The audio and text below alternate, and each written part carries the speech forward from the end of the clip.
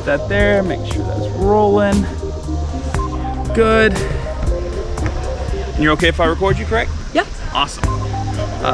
So this is David. He was born yesterday. Hey, David. I'm trying to teach him important things in life. What's something important to you? You said your name was Sherri? Sherri. Fantastic. Yeah. Why don't you tell me about it? Yeah, so my name's Sherri. I'm running for Durham City Council. And I've been asked to tell you something that I think is important that I wish more people thought was important. And it's kind of a stitch in time saves nine thing, which is if we were to maintain and preserve what we already have, it's a lot less expensive than building new. So with affordable housing, we have as much or more housing falling out the back end because we have covenant restricted affordable housing that the covenants are running out, and the city of Durham doesn't have a list of those or any plan or any money to do anything about preserving and protecting it. And so similarly with the Housing Authority, where we have this horrible situation with McDougal Terrace, where people are living in terrible conditions, well, we've got a lot of other affordable housing that's actually government run through the Durham Housing Authority that's in the same position. Because we don't budget capital maintenance costs, they get into horrible condition, and about every 25 years the taxpayers have to pay just as much almost as they did to build it, sometimes more, to bring it back into shape. And in the meantime, it's been a horrible place for people to live. Same thing with our streets. There's no money in the budget right now for any road-based maintenance or renovation. And so our streets are in terrible condition, and it's a cosmetic waste of money to put asphalt on it, because asphalt isn't the load-bearing surface, it's the base underneath. So I wish that more people understood and insisted on the importance of actually maintaining, preserving, and building on what we already have and taking care of it, which is less expensive in the long run, and for example with affordable housing, would over time give us a larger and larger affordable housing stock rather than just always building new and having that then slowly go into ruin. So that's my wish. Yeah. Do you mind if I ask you a few questions about that? Try to Please. understand it better? So why do you think people propose to do new instead of restore? Well, I think that's kind of a council thing. Every council member wants to be near something shiny and new and cut the ribbon, and then it makes news headlines. But just maintaining what you have day in and day out, that's not a news story. You know, it's the old man bites dog thing. And how did you come to this conclusion versus the opposite? Well, I worked for city government for quite a while and retired 3 years ago as deputy city attorney. And I saw and understood what I was seeing. So a lot of people are upset about the state of the roads, right? Because that's something that they see. And then when you say, well, it's kind of on purpose that the roads are in bad condition, because if you don't allocate the money to maintain them as a routine thing, they get into bad condition. And so similarly, have to catch that sign that Good just catch. So similarly, because I was in charge of the legal side of affordable housing for the city, Sure. I saw and understood what was going on with affordable housing and could see that up close in a way that many people don't actually experience it. Yeah.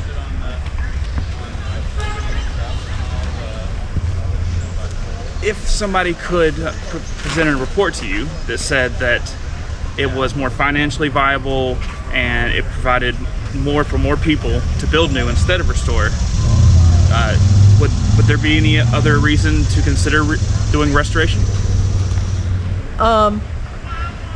You mean if somebody argued with me that it was less expensive over time to Like a just keep hypothetical. building new? Yeah, if hypothetically that were true, would that change your so position? It's kind of a question like, if you were to be shown that gravity isn't true, would you be open to believing it?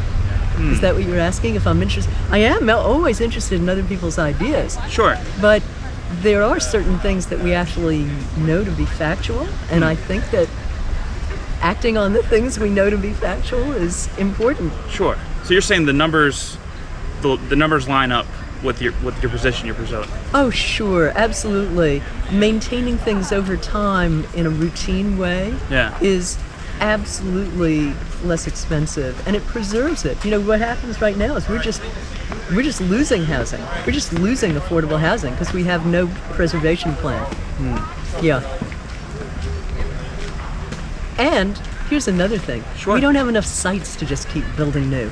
And it's very expensive to knock something down. So if you say, well, we already have sites, let's just demolish what we already have and build new, which we have done. Sure. The cost of demolition and then trucking all of that to landfills, that's not a great thing from a greenhouse gas and embodied energy perspective, environmental, and it's also misery for the people who live there as it's been going into ruin. Sure. It's like not fair to anybody. It's not fair to the taxpayers or to the people who are living in these places. Yeah. Yeah. Can you think of the best case scenario why there was never a plan set in place? Well,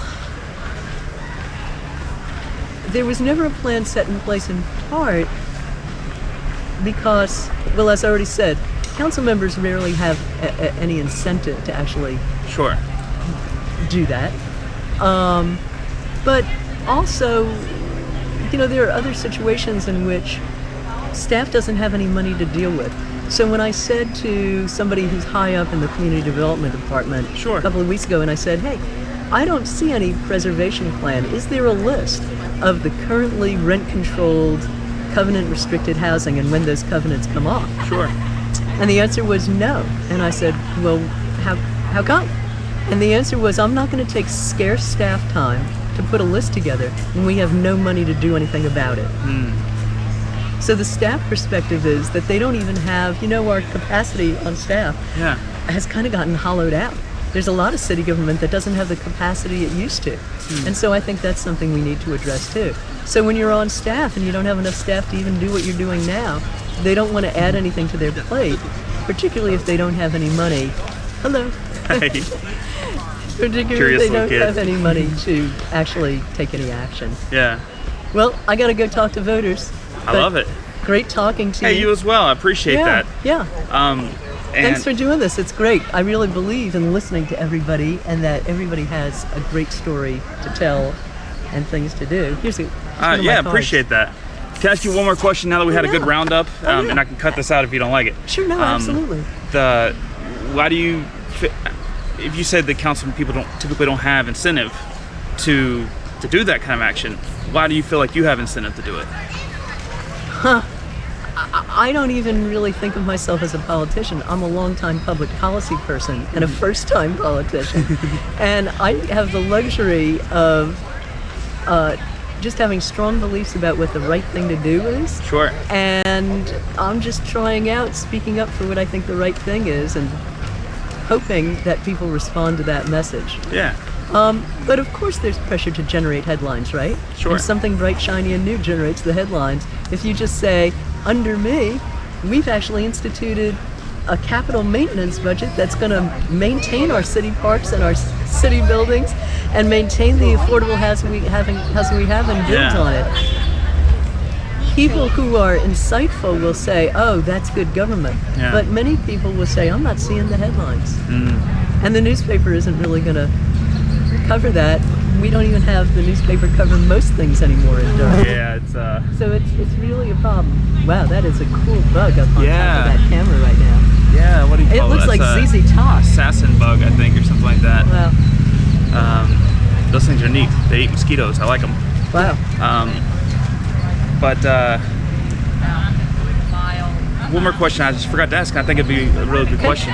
Sure. Can you think of, other than better on the budget in the long run, can you think of any other incentives for doing restoration as opposed to building? Of course, because then we have a housing base that we keep building on. Because right now, we don't have a budget where the taxpayers can keep building new and come anywhere close to fulfilling the great need there is for affordable housing. And so we need strategies that create a base of affordable housing, keep it up, maintain it, Good catch. Smooth. and thank you so much, and keep growing and growing it. And the other side of that I've already talked about is that then we have housing that stays in good condition, and it's a blessing to the people who live in there instead of having a horrible situation like McDougal Terrace. You know, McDougal Terrace is just one example. It's representative, not an outlier, of how so much of our affordable housing gets into really bad condition as it ages, because the budget wasn't built in to keep maintaining it. So that's the other thing we should do, is have realistic affordable housing budgets that allow for the cash flow to keep them maintained appropriately. Sure. So. And do you want to do a plug on where they can find the rest of your information? Absolutely. So I'm Sherri Zan Rosenthal. I'm running for City Council. Early voting begins September 21st. It's right around the corner. And you can take a look at my website at SZR, standing for Sherri Zan Rosenthal, SZR4council.com. Thanks a lot. Yeah, thanks. Jay.